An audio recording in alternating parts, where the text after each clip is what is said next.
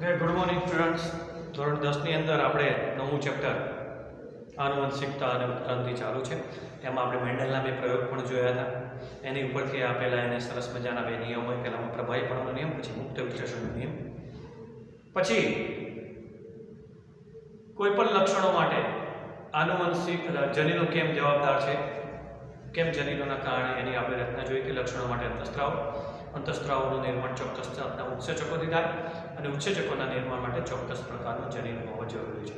આમ લક્ષણો જનીનોના કારણે નિયંત્રિત હોય છે અથવા તો અવરોધ હોય છે। પછી આપણે મનુષ્યની અંદર જે લિંગ નિશ્ચયન છે કે ભાઈ જન્મ પછી એક બાળક સંતતિ છોકરો બચે કે છોકરી એ નક્કી થવાની ઘટના રંગસૂત્રોની મદદથી કઈ રીતે XX અને XY બે 23મી જોડ જે સ્ત્રી અને પુરુષમાં અલગ હોય છે એના દ્વારા આપણે આખો અભ્યાસ કર્યો। તો તમે આગળનો વિડીયો જોઈ લેજો તો તમને ધ્યાનથી એ સમજણ પડી જશે બેટા। હવે જોઈએ આનુવંશિકતા પર હવે આવે બુદ્ધ વિકાસ। બુદ્ધ વિકાસ એટલે શું? જેને ઉત્ક્રાંતિ પણ કહેવાય।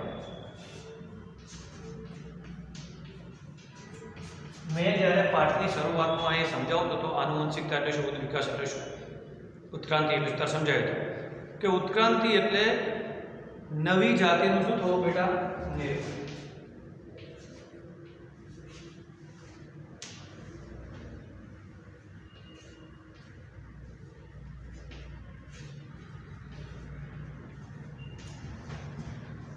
પેઢી દર પેઢી સજીવોની અંદર ધીમા ધીમા ફેરફારો થતા જાય અને અમુક વર્ષો પછી, લાખો વર્ષો પછી એક નવી જાતિનું નિર્માણ થાય।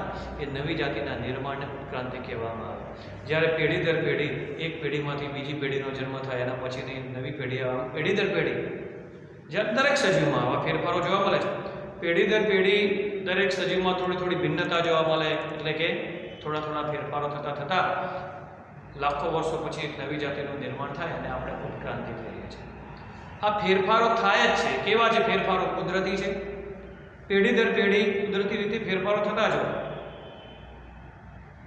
તો આ ફેરફારો ચોક્કસ છે, ધીમા છે અને કુદરતી છે। ઓકે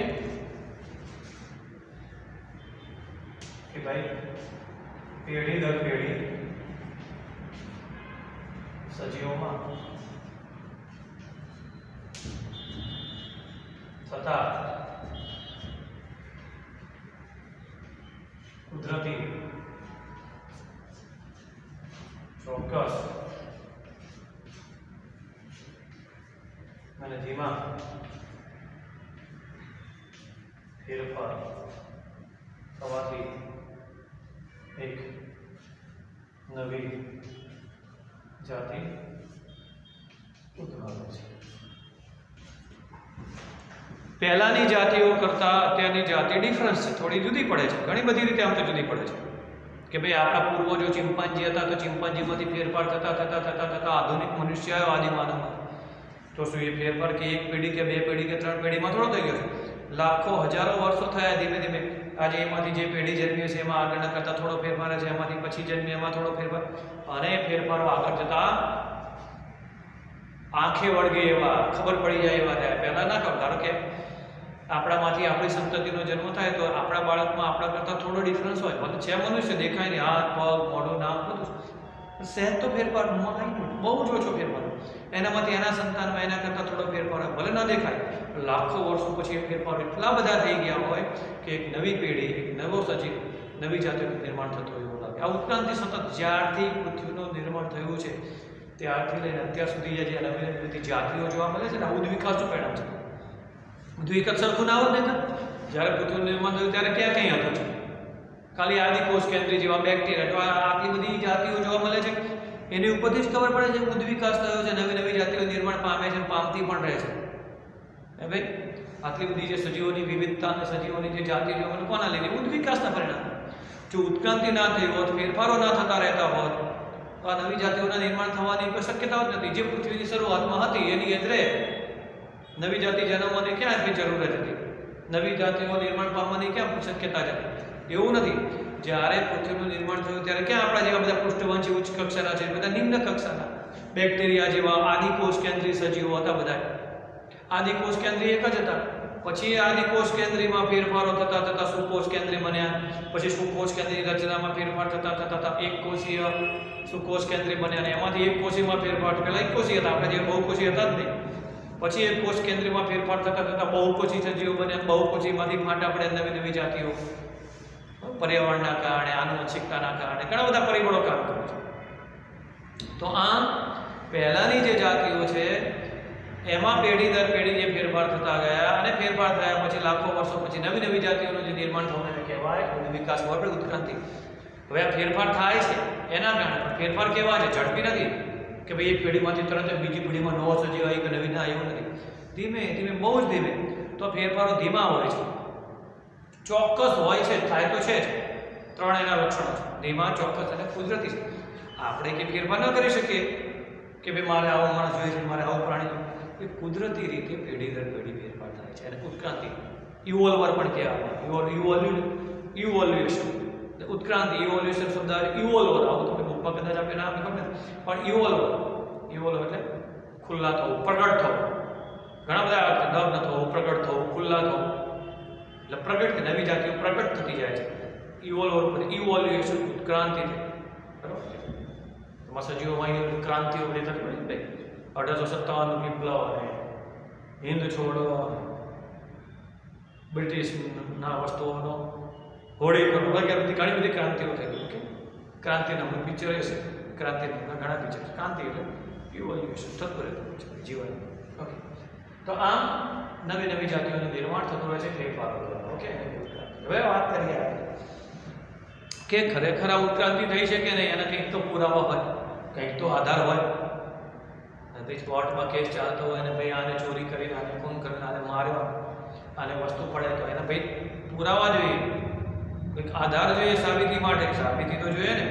તો ઉદ્વિકાસના પુરાવાઓ, અહીં તો ઘણા બધા પુરાવાઓ છે. તમે આગળના ઉપરના ધોરણમાં ભણશો બાયોલોજી કે ઉદ્વિકાસના ઘણા પુરાવાઓ છે. ઉદ્વિકાસ થયો છે એની સાબિતી આપતા કે ભાઈ પહેલાંના સજીવો આવા હતા, તેના સજીવો આવા છે, આમાં આવો ફેરફાર હતો, ફેરફાર થઈને આવા થયા, પહેલાં આવા હતા, બધા ફેરફારો થયા છે અને ઉદ્વિકાસ થયો જ છે જ.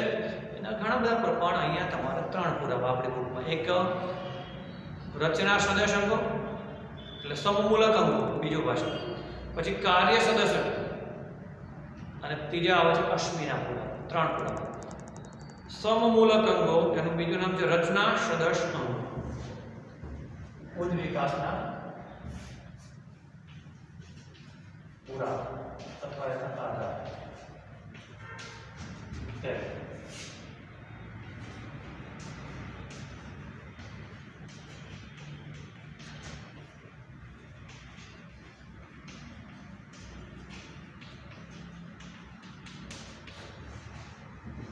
સદસ્ય એટલે સરખું, રચના શું? 3 પોઈન્ટ છે દરેક. પહેલો રચના સદસ્ય અંગો એટલે શું? તો સમમૂલક અંગો એટલે શું? જેમ ગમે તે સમ એટલે સરખું.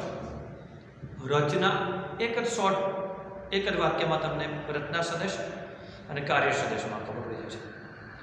જે સદસ્ય છે જેની પાછળ લાગે છે સરખું. જો સદસ્ય કોની પાછળ લાગે છે? રચના. સદસ્ય એટલે રચના સરખી, અંગોની, કાર્ય જુદા.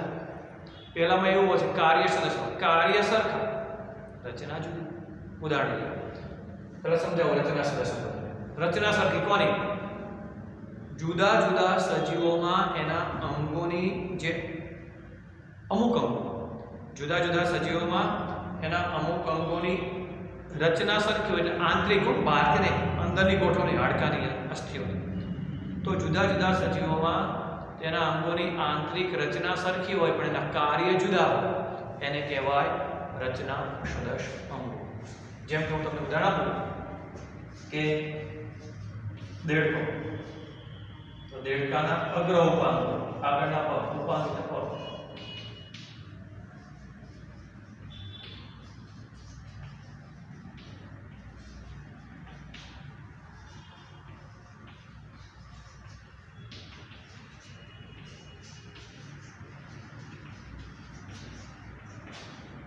જો ચા ઉદાહરણ આપે છે કે દેડકાના અગ્ર ઉપાંગ, ગળોરીના અગ્ર પગ, પક્ષીની પાંખ અને મનુષ્યના હાથ.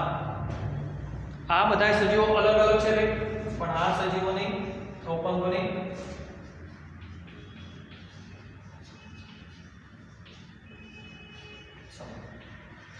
આ બધાને તમે રચના જોવો ને તો સરખી છે, પણ કાર્ય દરેકમાં પગનું કાર્ય આનું નાનું અલગ છે, પાંખનું કાર્ય ઉડવાનું છે, આપણે હાથનું કાર્ય વસ્તુ પકડવાની કામ કરવાનું છે. જો કાર્ય જુદા છે દરેક, રચના સરખી. આમ જુદા જુદા સજીવોમાં અમુક અંગોની રચના સરખી પણ કાર્ય જુદા. ધેટ મીન્સ સમમૂલક અંગો, રચના સદસ્ય. તો પહેલા રચના સદસ્ય અંગો શું છે લખવાનું. ઉદાહરણ આપવાના. આની ઉપરથી શું કહેવા માંગે છે? જો આની ઉપરથી એ કહેવા માંગે છે વૈજ્ઞાનિકો કે આ બધા સજીવો એક જ પૂર્વજમાંથી આવેલા છે. કે ભાઈ એનો જે પૂર્વજ હતો પહેલાનો એક હતો, પછી જેમ જેમ વાતાવરણમાં પલટો આવ્યો, જેમ જેમ કાર્ય રચનામાં કોઈને આપણા હાથનું કાર્ય અલગ છે, પહેલાંની પાંખ ઉડવાનું કાર્ય છે, પહેલાંનું જમ્પ મારવાનું કાર્ય, તો કાર્ય મુજબ અંગો એ પ્રમાણે વહેંચાતા ગયા.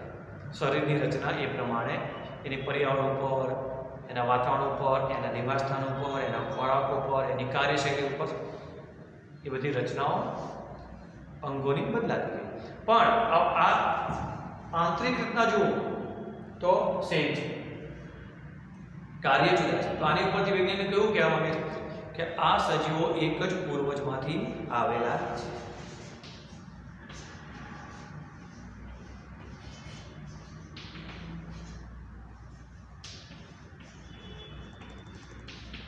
બરાબર બેટા? બીજું જોઈએ.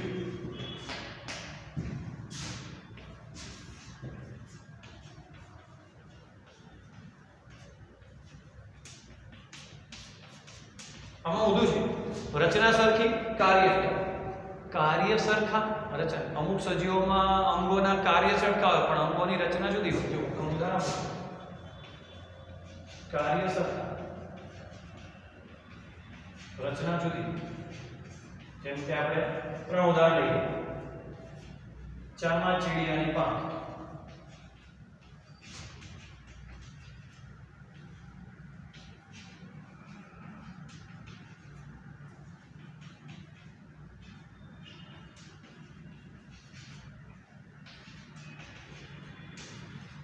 એક જ અંગ લઈએ તો ચામાચીડિયાની પાંખ, પક્ષીની પાંખ, પતંગિયાની પાંખ, ત્રણેયની પાંખનું કાર્ય સરખું. કાર્ય જોવાનું, એક જ અંગ છે, કાર્ય સરખું છે, ઉડવાનું ત્રણેયનું, પણ ત્રણેયના પાંખની રચના જુદી છે. કાર્ય સરખા, રચના જુદી. ધેટ મીન્સ કાર્ય સરસ.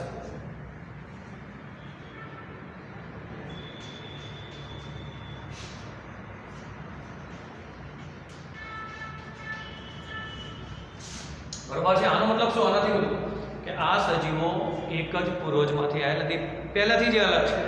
દરેકનો પૂર્વજ અલગ છે, દરેકની પોતપોતાની રીતે ઉદ્વિકાસ થયેલો છે.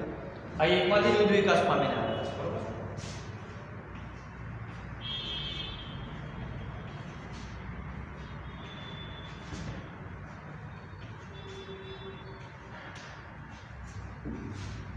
કાર્ય સરખું, રચના જુદી. રચના સરખી, કાર્ય જુદી. ઉદાહરણ આ શું કહેવા માંગે છે? આ શું? ઓકે. ત્રીજો પુરાવો છે એ પણ આપણે સાથે સાથે જોઈ લઈએ. અશ્મિના પુરાવો. અશ્મિ મારે મિટાવવું પડશે, થોડી વાર રાખું છું.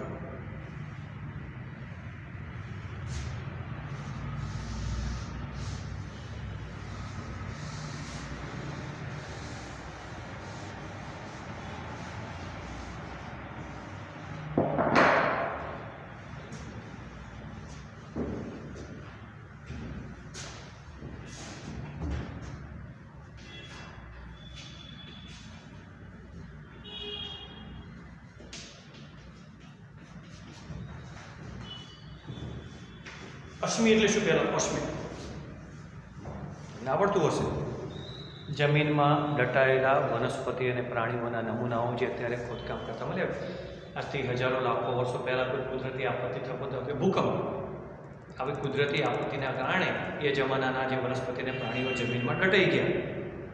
હજારો વર્ષો પહેલાં જે વનસ્પતિ અને પ્રાણીઓ જમીનમાં દટાઈ ગયા અને માટીના સ્તર જામતા ગયા અને સચવાયેલા પડ્યા છે. અત્યારે આપણે ખોદકામ કરીએ તો એ દટાયેલા, જે પહેલાં દટાયેલા હતા વનસ્પતિ અને પ્રાણીઓ, જ્યાં મૃતદેહો અત્યારે મળે, ભલે આખા મૃતદેહો ના મળે, કોઈનું હાડપિંજર મળે, કોઈના એક અંગનો કોઈ હાડકું મળે, કોઈનો એક દાંત મળે, કોઈના વાળ બી મળે, કોઈનું આખું હાડપિંજર મળે, ગમે તે નમૂનાઓ મળે. ખોદકામ કરીએ તો પહેલાંના દટાયેલા વનસ્પતિ અને પ્રાણીઓના ડાળખી મળે, કોઈ વનસ્પતિની, કોઈ ફળ મળે, કોઈ બીજ પડેલું મળે, કોઈ છાપ પડી ગઈ હોય પાંદડાની પાંદડાની એ મળે, કોઈ હાડકાની છાપ મળે, કોઈ અંગોની છાપ પડી ગઈ હોય, ગમે તે મૂળ એ પ્રાણીઓને લગતી કંઈ પણ સંશોધન કરતા કંઈ પણ માહિતી પ્રાપ્ત થાય અંદર જમીનમાંથી આપણે ખોદકામ કરીને પ્રાપ્ત કરીએ એ બધા નમૂનાઓને અશ્મિ કહેવાય. અશ્મિ એટલે પહેલાં જે વનસ્પતિ અને પ્રાણીઓ જમીનમાં દટાયેલા છે એના નમૂનાઓ જે અત્યારે મળે છે એને કહેવાય અશ્મિ. ઓકે, તો વધતો નથી, તમને ખ્યાલ જ છે. તો આમ દટાયેલા વનસ્પતિ અને પ્રાણીઓના જે નમૂનાઓ મળે છે એને અશ્મિ કહેવાય. આ નમૂનાઓ મળે એ નમૂનાઓનું નિરીક્ષણ કરવાથી ખબર પડે કે ભાઈ પહેલાંના સજીવો આવા હતા કે પહેલાં તો એ લોકો શું કરે બેટા સમજાવો કે જ્યારે અશ્મિઓ ખોદકામ કરીને આપણે અશ્મિઓ બહાર કાઢીએ ને ત્યારે લોકો અશ્મિની ઉંમર નક્કી કરે કે આટલા વર્ષ પહેલાં આ 100 વર્ષ પહેલાં દટાયું હશે તો 100 વર્ષ પહેલાં રચના આવી હતી. પછી ધારો કે આ 1000 વર્ષ પહેલાં દટાયું હશે તો 1000 વર્ષ પહેલાં પક્ષી છે તો કેવી રચના હતી અત્યારના પક્ષી કરતાં આ 2000 વર્ષ પહેલાં એ ઉંમર નક્કી કરે. તમે કહો છો સાહેબ મારા બેટા ઉંમર કઈ રીતે નક્કી કરતા હશે? તો કે તો જ ખબર પડે કે ભાઈ આટલા વર્ષો પહેલાં સજીવ તો આ પક્ષી છે તો આટલા વર્ષો પહેલાં પક્ષી આવું હતું, આટલા વર્ષો પહેલાં પોપટ આવો છે, આટલા વર્ષો પહેલાં આવી જાતના પક્ષીઓ હતા, આવા પક્ષી હતા જ નહીં તો એમાંથી ફેરફારથી ના આવે. તો પહેલાં આટલા વર્ષો પહેલાં આવા આપણે વર્ષ કેટલા વર્ષો પહેલાં દટાયું, કેટલા વર્ષો પહેલાં જીવતું હતું તો ઉંમર નક્કી કરવી પડે. તો સૌથી પહેલાં તો અશ્મિઓ પ્રાપ્ત કરે છે અને અશ્મિઓ પ્રાપ્ત કર્યા પછી ઉંમર નક્કી કરે છે. તો સાહેબ કે ઉંમર કઈ રીતે નક્કી કરતા હશે? તો ઉંમર નક્કી કરવાની બે પદ્ધતિ, એક સાપેક્ષ પદ્ધતિ અને કાર્બન ડેટિંગ પદ્ધતિ. અશ્મિ એટલે શું તો તમને આવડે, હું બોલો છું જોઈ લો છો. અશ્મિઓ પ્રાપ્ત કરો પછી એની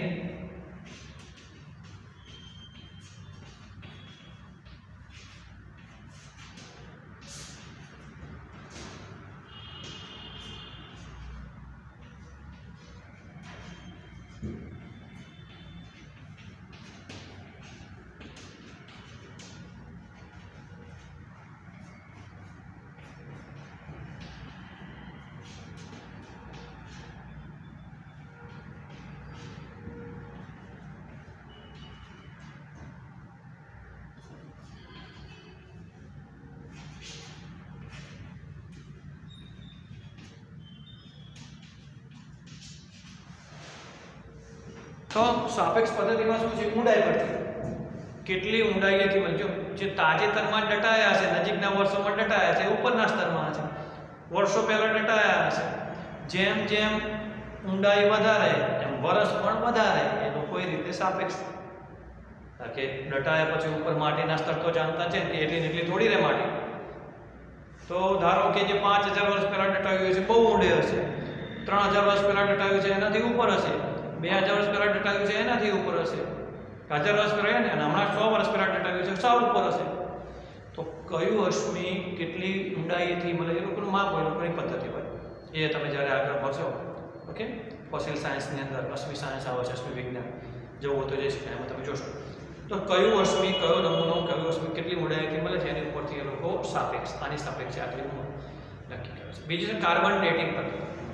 એમાં કાર્બનની સક્રિયતા દરેક સજીવની અંદર કાર્બન 14 નામનું સમસ્થાનિક હોય. કાર્બન તત્વ છે, કાર્બનના સમસ્થાનિક છે. સમસ્થાનિક તમે નવમાં પડી ગયા છો, દરેકના સમસ્થાનિકના છે, યુરેનિયમના છે, ઓક્સિજનના છે, કાર્બનના છે. ઓકે, એ તમે નવમાનો ટોપિક છે. ઓકે, દરેક સજીવની અંદર કાર્બન 14 નામનું તત્વ હોય. બસ કઈ રીતે કરે છે? જ્યારે સજીવો જીવતા હોય ત્યારે એમાં રહેલા કાર્બન 14ની સક્રિયતા ખૂબ જ હોય. કાર્બન 14 ખૂબ જ સક્રિય, પરંતુ જ્યારે જમીનમાં દટાઈ જાય છે ત્યારે પેલી કાર્બન 14ની સક્રિયતા ધીમે ધીમે શું થતી જાય? ઓછી જાય. જેમ જેમ વર્ષો જતા જાય એમ શરીરમાં રહેલા કાર્બન 14 તત્વની સક્રિયતા શું થતી જાય? ઓછી થતી જાય. હવે આ લોકો શું કરે? જમીનમાંથી જ્યારે કોઈ અશ્મિ મળે એટલે શું તપાસે કે આ નમૂનામાં આ અશ્મિમાં કાર્બન 14ની સક્રિયતા કેટલી છે. તો એની સક્રિયતા કેટલી છે એની ઉપરથી નક્કી કરે કે જો સક્રિયતા હજુ વધારે છે તો આટલા વર્ષો જશે, સક્રિયતા બહુ ઓછી છે તો બહુ જ પહેલા દટાયેલું છે. તો અશ્મિઓના અંદર રહેલા કાર્બન 14 તત્વની સક્રિયતા કેટલી છે એના ઉપરથી ઉંમર નક્કી કરે, એને કહેવાય કાર્બન ડેટિંગ પદ્ધતિ. તો આ બે રીતે ઉંમર નક્કી કરે અને જાણે છે કે પહેલા સજીવો આવા તો પછી ફેરફાર થતા થતા આવા થયા. અશ્મિઓના પુરાવા, ડાયનોસોર, ટ્રાયલોબાઇટ્સ, એમ્નોનાઇટ્સ, આવા ઘણા બધા સજીવોના અશ્મિઓના એ લોકોએ ઉંમર નક્કી કરીને લીધે ઉત્ક્રાંતિના પુરાવાઓ. બરાબર છે. હવે આવે છે એક કૃત્રિમ ઉત્ક્રાંતિ. માણસ, આપણે કે ઉત્ક્રાંતિ કુદરતી છે, કુદરતી રીતે, પણ માણસે પણ કૃત્રિમ ઉત્ક્રાંતિ કરી છે, માનવ સજીવ ઉત્ક્રાંતિ. જંગલી કોબીજ, પરીક્ષા પૂછાય જંગલી કોબીજનું ઉદાહરણ. તો જંગલી કોબીજની મદદથી સમજાવો કૃત્રિમ ઉત્ક્રાંતિ માનવ દ્વારા થતી. જોઈએ બેટા.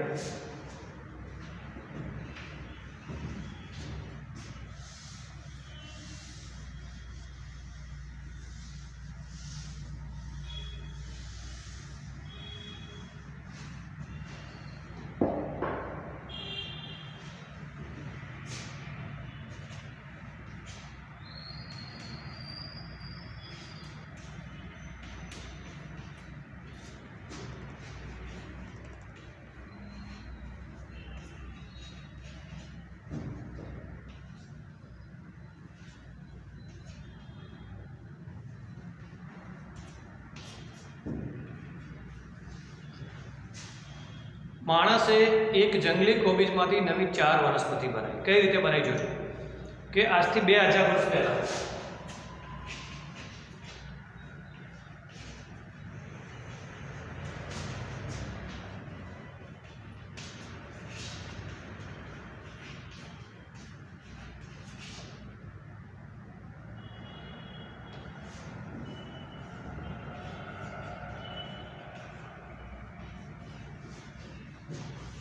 કે 2000 વર્ષ પહેલા ખેડૂતો જંગલી કોબીજને ખાવાની વનસ્પતિ તરીકે એ લોકો ઉગાડતા હતા, ઉપયોગ કરતા હતા. થયું શું જોજો.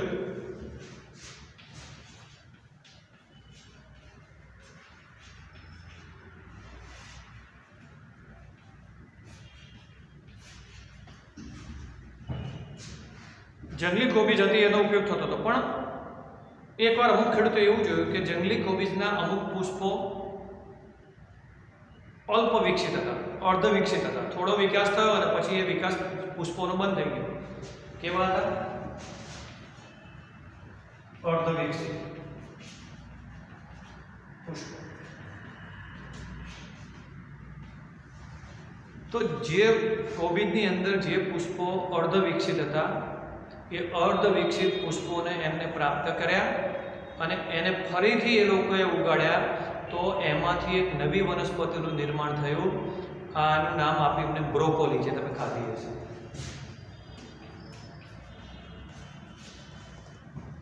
તો જો જંગલી કોબીના અર્ધ વિકસિત પુષ્પમાંથી એમને બ્રોકોલી નામની નવી જાતિનું નિર્માણ થયું. થઈને ઉત્ક્રાંતિ નવી જાતિ. હજુ પશુ શું થયું જોજો, હજુ જપ્યા નહીં પાછા. જંગલી કોબીના અમુક પુષ્પો હતા વ્યંધ પુષ્પો હતા, અવિકસિત.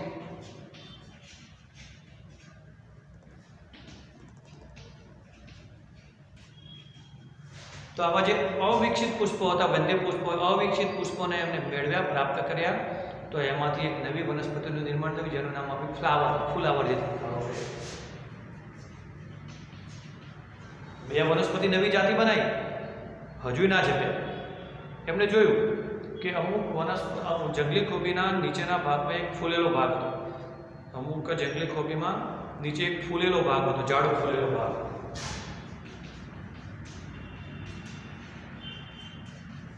એ ફૂલેલા ભાગને એમને રોપીને સંવર્ધન કરીને રોપીને ઉગાડી તો એમાંથી નવી વનસ્પતિ પ્રાપ્ત થઈ, જેનું નામ આપણે કલરવી.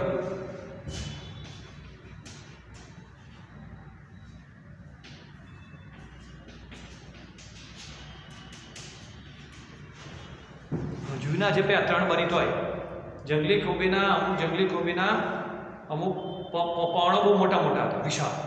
એ મોટા પર્ણોને એમને અલગ તાળવ્યા અને સંવર્ધન કર્યું, નવી ફરીથી ઉગાડે. તો પર્ણોમાંથી એમને બનાવી નવી વનસ્પતિ, જેનું આપણે કેલે. લે કે કેવી ચાર બનાવી લે કે હવે તું જ કે લે. તો જંગલી કોબીજના અર્ધવિકસિત પુષ્પોમાંથી બ્રોકોલી બનાવી, અવિકસિત પુષ્પોમાંથી ફ્લાવર બનાવી, ફૂલેલા ભાગમાંથી કલબી બનાવી, મોટા પાંદડામાંથી કેરી. આમ એક જ જાતિમાંથી નવી 4 જાતિનું નિર્માણ દેટ ઇઝ કૃત્રિમ ઉત્ક્રાંતિ માનવ સર્જિત છે. તો ઉદાહરણ આપી તમે એને સમજાવી શકો. હવે માનવ બુદ્ધ વિકાસ છેલ્લો ટોપિક છે, એ પણ જોઈએ. ભાઈ માનવ પણ અત્યારે તમે જુઓ છો કેટલી બધી જાતના મનુષ્ય કદમાં, આકારમાં, રંગમાં, ઊંચાઈમાં હવે જોવા મળે છે. કોઈ ધોળા છે, કોઈ બ્લેક છે, કોઈ પીળા છે, ભૂખરા છે, ભૂરિયા, કોઈ ઠીંગણા છે, કોઈ ઊંચા છે. બધા દુનિયામાં વિવિધ સ્થળોએ વિવિધ પ્રકારના મનુષ્ય જોવા મળે છે. તો શું મનુષ્ય પહેલેથી જ જુદા હતા? તેમાં ઉપરાંત નવી જાતિ બની છે. તો એનું શોધખોળ થઈ છે કે વૈજ્ઞાનિકોએ શોધી પાડ્યું છે કે આ બધા જ જે મનુષ્યની જાતિ છે એનું મૂળ એ હતું દક્ષિણ આફ્રિકા. મનુષ્યનો જે પૂર્વજ હતો, પહેલો મનુષ્ય માત્ર પૃથ્વીમાં એક જ જગ્યાએ રહેતો હતો અને એ હતું દક્ષિણ આફ્રિકા. વૈજ્ઞાનિકોએ શોધખોળ કરવામાં એના પગલાંની છાપ મળી છે દક્ષિણ આફ્રિકા. એ સિવાય બીજે ક્યાંય મનુષ્ય રહેતો હતો. હોમો સેપિયન્સની આ જે બધી જાતિઓ જોવા મળે છે એનું મૂળ પગેરું ક્યાં હતું? દક્ષિણ. તો લાખો વર્ષો પહેલા માત્ર પૃથ્વી ઉપર દક્ષિણ આફ્રિકામાં મનુષ્ય નિવાસ કરીને રહેતો, એક જ જાતિ. પછી શું થયું? જેમ જેમ સમય આગળ વધતો કે બદલાતો કે અમુક મનુષ્ય ત્યાં દક્ષિણ આફ્રિકામાં રહી ગયા અને અમુક ધીમે ધીમે સમયની સાથે પૃથ્વીના વિવિધ ભાગોમાં સ્થાનાંતર કરતા ગયા. કોઈ મધ્ય એશિયામાં ગયા, કોઈ પૂર્વ એશિયામાં ગયા, કોઈ દક્ષિણ એશિયામાં ગયા, કોઈ ઉત્તર એશિયામાં ગયા. આમ અલગ અલગ એશિયામાં મસવાડો પડતા ગયા. કોઈ ઉત્તર અમેરિકા તરફ ગયા, કોઈ દક્ષિણ અમેરિકા તરફ ગયા, કોઈ ઇન્ડોનેશિયાના ટાપુઓ તરફ ગયા, કોઈ ઓસ્ટ્રેલિયા ખંડમાં ગયા. તો આમ પૃથ્વીના અલગ અલગ ભાગોમાં મનુષ્ય દક્ષિણ આફ્રિકામાંથી સ્થાનાંતર કરતા ગયા. અમુક ત્યાંના ત્યાં રહી ગયા અને અલગ અલગ સ્થાનોમાં જઈને પૃથ્વી ઉપર એમને વસવાટ કર્યો. હવે અલગ અલગ સ્થાનોમાં વાતાવરણ અલગ હોય, પર્યાવરણ અલગ હોય, નિવાસસ્થાન અલગ હોય, રચના અલગ હોય, ખોરાક અલગ હોય, પદ્ધતિઓ અલગ હોય. એટલે આવા જે જગ્યાએ પૃથ્વી ઉપર ગયા હતા એ મનુષ્ય ત્યાં પોતે લાખો વર્ષો સુધી ત્યાં રહ્યા, ત્યાં રહીને પ્રજનન કર્યું. તો ત્યાંના પર્યાવરણની અસર, કે ત્યાં રહીને પ્રજનન કરે તો પેઢી દર પેઢી પર્યાવરણની અસર થોડી સંતતિમાં ઉતરતી જાય, જનીનમાં ઉતરતી જાય.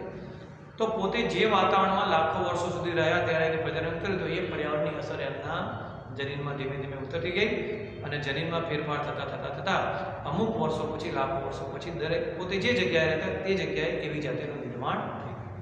આમ એક જ મનુષ્યમાંથી અનેક નવી મનુષ્યની જાતિઓનું નિર્માણ થયું છે સ્થાનાંતરણને કારણે, અલગ અલગ સ્થાનોમાં વસવાટને કારણે અને પર્યાવરણમાં રહીને એની જે અસર ઉત્પન્ન થતા. આમ મનુષ્યમાં પણ ક્રાંતિ થઈ અને વિવિધ જાતિઓ જોવા મળે છે. તો આ માહિતી પણ ટૂંકમાં મેં કીધી પેલીમાં છે એ પણ જોયું. તો આ પાઠ 9 અહીંયા બેટા પૂરો કરીએ છીએ. પછીના વિડીયોમાં આપણે આવતા વિડીયોમાં કોઈ નવા લેસન સાથે પાછા ફરી ભેગા થઈશું. ત્યાં સુધી એને શાંતિથી વાંચજો, જોતા રહેજો. કોઈ પણ મુશ્કેલી હોય તો રિવિઝન લેક્ચરમાં બેટા પૂછી શકો છો. બે ધડક આપણે એનો જવાબ આપીશું. તમને સમજાવવાની કોશિશ બની એટલી કરીશું બેટા. ઓકે, જોઈ લો. બાય.